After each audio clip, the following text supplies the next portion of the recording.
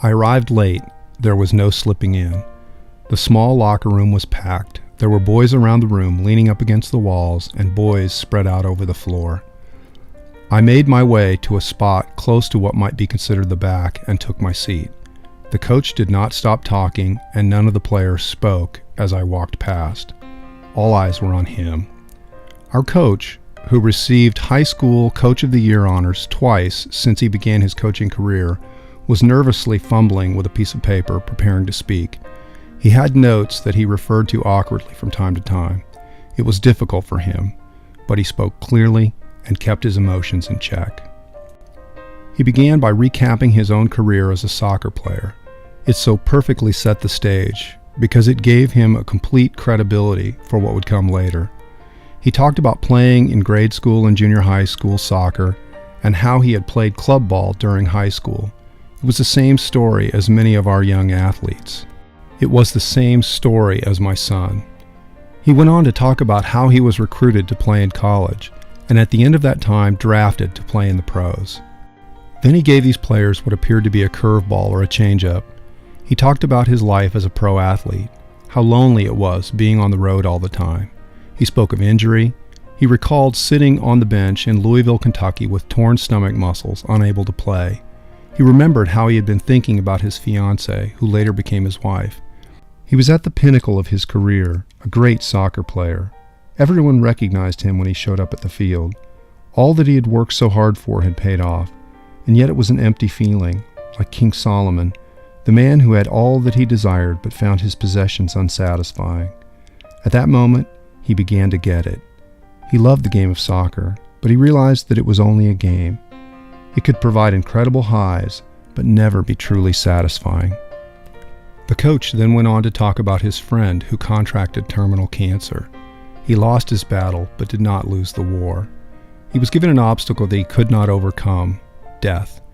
But he refused to roll over and die without living out his life in a way that brought joy to those around him and honored the God who created him. During this man's final time, he created a slogan that he turned into an acronym. He lived out his final days according to this acronym, FINAO, F-I-N-A-O, which stands for Failure is Not an Option. According to our coach, this man got it. He could not control the outcome of the game, but he played the game with all his heart. He was unable to overcome death, but he lived out his life, controlling his actions and using the things he could control to teach those around him about life. In the end, he lost, but in losing, he won. He got it. The last thing the coach said to me, my son, and the room full of boys was this: "You are a very special team. You won't win state this year, but you get it. You understand the difference between winning and losing.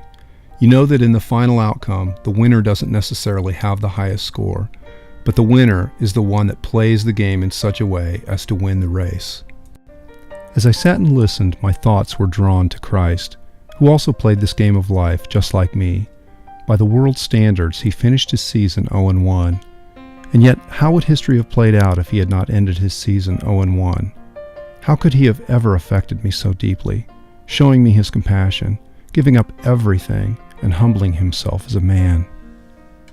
The coach concluded the pregame talk by drawing the boys and dads into a huddle with arms raised. His voice cracked and he began to choke back tears. He told the young men that he loved them. He told them to play the game clean and hard. Everyone left the locker room a richer man because of that time. As a former athlete and now as a father, I get it. It's crystal clear to me. And I could not have scripted those final words in the locker room any better that day to summarize 11 years of soccer for my son and all those boys I've come to love so deeply. It's not about athletics. We don't control the skill level of our opponents. We don't control the calls of the referees. We don't control which way the wind is blowing or whether our feet slip at a critical moment. But we control how we prepare and train, our attitude and sportsmanship that we exhibit both on and off the field. We see soccer for what it is, a tool that teaches us about life, and a tool that lets us honor our teammates, coaches, and fans with our talents. We lost that third-place match at state, but I could not have been more proud of our boys. They played with all the training and ability they'd gained over the last 11 years.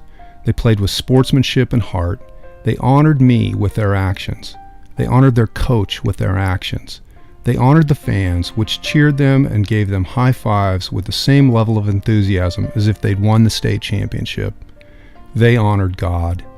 They get it.